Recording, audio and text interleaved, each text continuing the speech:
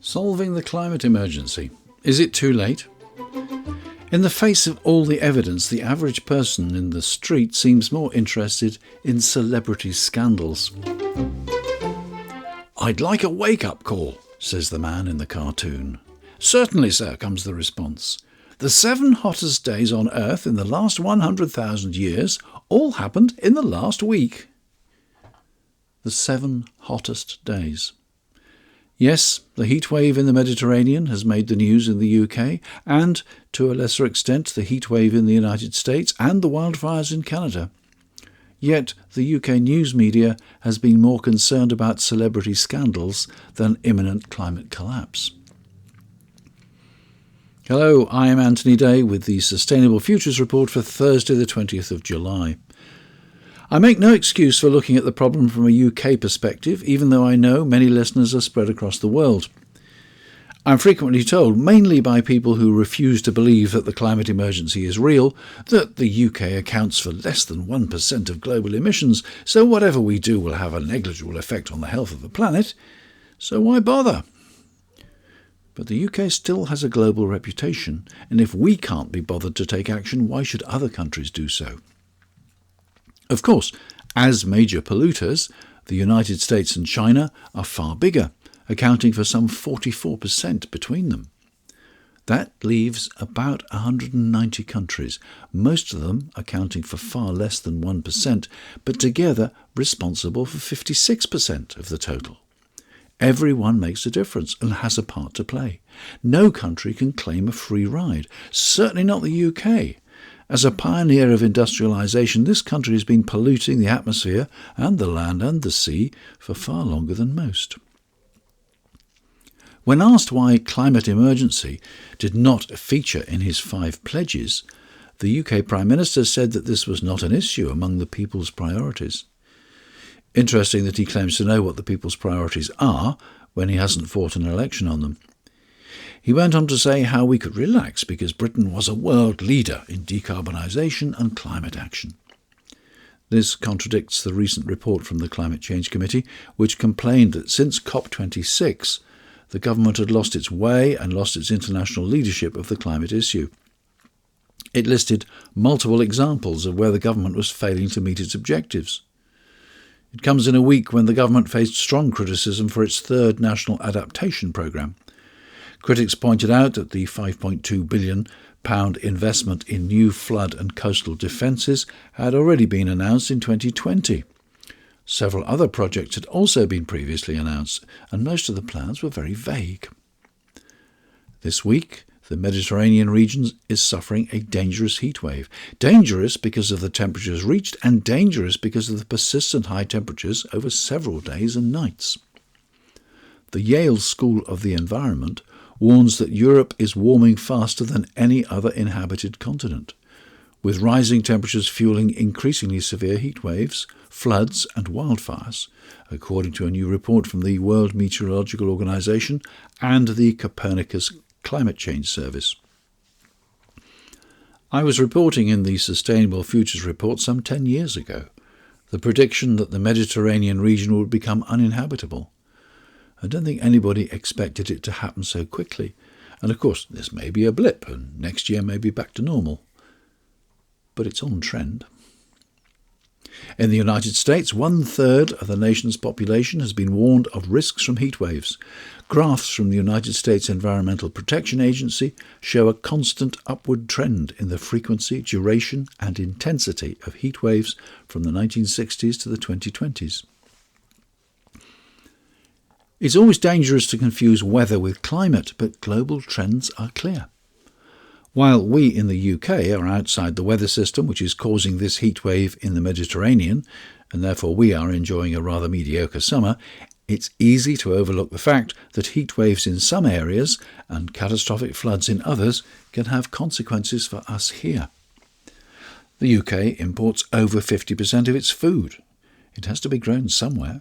And if agriculture is affected by extreme weather, the UK will not escape the consequences. An article in the journal Nature Communications warns that Risks of synchronized low yields are underestimated in climate and crop model projections. The authors write that simultaneous harvest failures across major crop-producing regions are a threat to global food security, and go on to explain that a strongly meandering jet stream could trigger such events, but so far this has not been quantified. This week, Russia announced that it would not renew its guarantee of safe passage to ships leaving Ukrainian ports loaded with grain.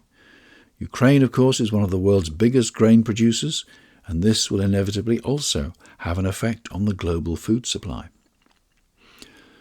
Maybe Prime Minister Rishi Sunak is right. Maybe people aren't really concerned about the consequences of climate change. Some argue that we are psychologically conditioned to react to immediate dangers, like a charging tiger, and we don't see longer-term risks as important. Last year's film Don't Look Up showed how people could refuse to believe in what was a clear and obvious danger. A form of self-preservation, perhaps. Others claim that the fossil fuel industry is following the tobacco industry and confusing the debate and using marketing tactics to encourage people to ignore the facts. Let's keep on pumping oil to fuel the transition to low-carbon living. Let's not worry about it till 2050. It's time for climate campaigners and scientists to rethink how the message is presented. There's still a widespread misunderstanding of what's actually going on and how it works.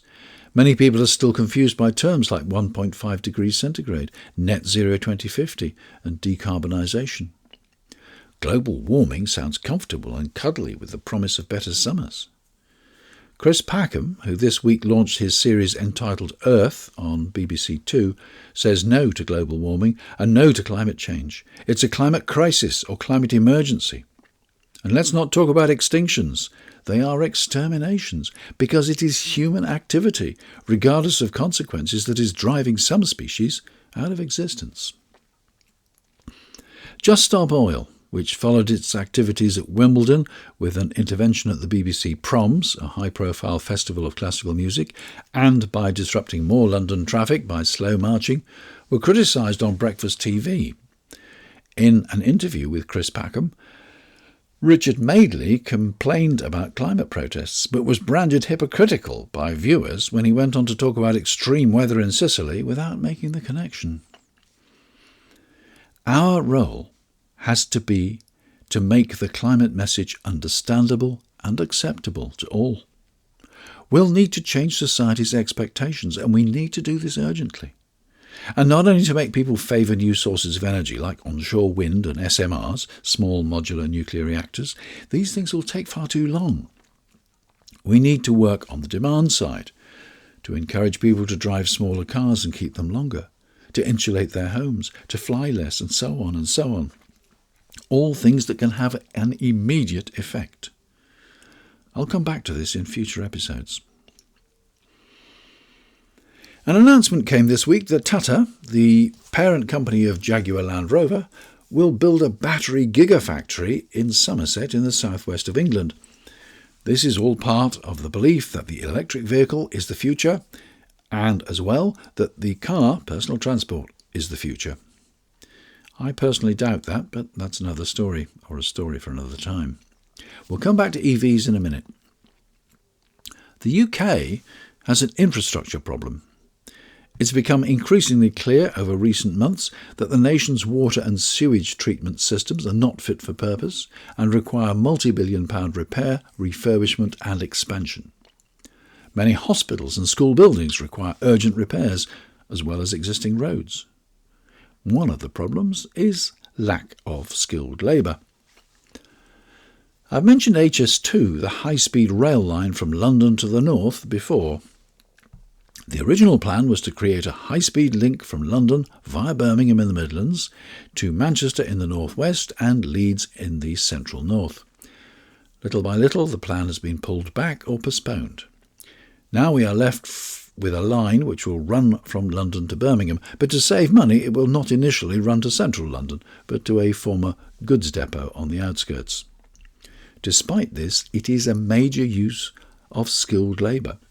which could surely be better deployed away from the 300 HS2 sites which are currently in progress and used to repair those schools and hospitals and sewers and even build those new nuclear power stations which we are promised. A paper from the MCS Charitable Foundation reports that heat pumps are being installed 10 times as fast in France as they are in the UK. This is one of the policy failures highlighted by the Climate Change Committee. MCS, the Microgeneration Certification Scheme, points out that the UK has only 2,000 jobs supported by the heat pump industry, but this would need to rise to 50,000 to achieve the target of 600,000 heat pumps installed annually. Bringing us back to the electric vehicle issue, I was planning a trip into Leeds, a major city in the north of England, at the weekend. I wanted to know where I could charge my electric car. There are 4 criteria in finding a charge point. First of all, is the charge point open to the public? There are maps which show all the charge points, but some are at private houses or on commercial premises or in a hotel car park and not accessible. Secondly, will it have the right sort of plug? There are 3 in common use, and you need one that will fit your car. You also need to know whether it is tethered, which means it has a cable which you plug into your car. If it is not tethered, you need to bring a cable which you plug into your car and then plug into the charge point. The third point is what it costs and how you pay for it. Some charging points are free, although not many. Those that charge generally charge far more for the electricity than you would pay if you were charging at home from your domestic supply. Some charge points accept a credit card. Others require you to become a member of their network and use the card that they issue, and then there are still others which require you to download an app to enable you to operate the charge point. I've heard horror stories about people faced with this last type of unit and finding that within the depths of the concrete car park where the unit is located, there is no mobile signal. And the final issue is the rate at which a unit will charge your car. My research in Leeds showed that the vast majority of units would run at 7 kilowatts. Obviously, it will vary from car to car, but 1 kilowatt hour delivers roughly enough charge for 5 miles motoring. This means that it will take 1 hour for a 7 kilowatt unit to give you 35 miles. Fine if you plan to stay overnight, but not really very useful if you're on your way somewhere. I did find some, not many, 22 kilowatt units, but user reports stated that they frequently ran at a much lower rate, so you could be getting only 7 kilowatts. And they were in car parks, so you had to pay for parking as well as for charging. And the final dilemma which people came across was that they found that if they left the car on charge for more than 2 hours, the unit would lock the cable in, and they had to get hold of the charging company's head office to get them to send the maintenance team to release it. In Leeds, at least, I hardly think we are ready for the electric car. I won't be going by train instead because there is industrial action this weekend. I'll have to take my petrol hybrid car.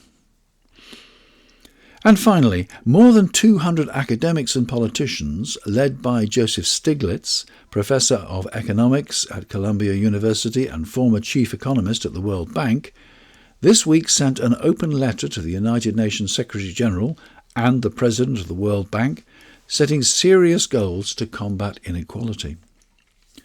As a group of economists and leaders in the fight against extreme inequalities from around the world, we write to request your leadership towards ensuring that the United Nations Sustainable Development Goals and the World Bank back vital new strategic goals and indicators that can redouble efforts to address rising extreme inequality.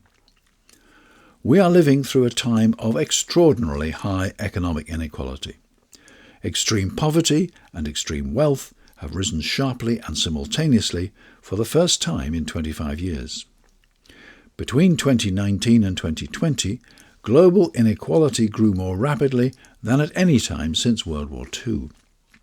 The richest 10% of the global population currently takes 52% of global income, whereas the poorest half of the population earns 8.5% of it. billions of people face the terrible hardship of high and rising food prices and hunger, whilst the number of billionaires has doubled in the last decade. In closing, they say, goals matter, leadership matters. The Bank and the United Nations SDGs are uniquely placed to offer the rallying call for a reduction in inequality that our divided world needs so urgently today. We ask you to seize this opportunity to back stronger goals and better metrics for both wealth and income, as well as wage shares of national income. Also, SDG 10, that's the United Nations Sustainable Development Goal number 10, reduce inequality within and among countries. SDG 10 is not a separate standalone goal. All economic, financial and social policies should be assessed in terms of their likely impact on this goal. This would clearly signal our collective ambition to forge a more equal world. There's a link to the full text of that letter on the Sustainable Futures Report website. All the W's, sustainablefutures.report. Before I go, I had my hair cut this week. The barber was a fount of information. He told me that the heat wave in the Mediterranean is all caused by the Gulf Stream. He also told me that oil is not a fossil fuel. Well, it must be true. He found it all on Twitter. We're going to have to work hard to change beliefs. And that's it. That's it for another week.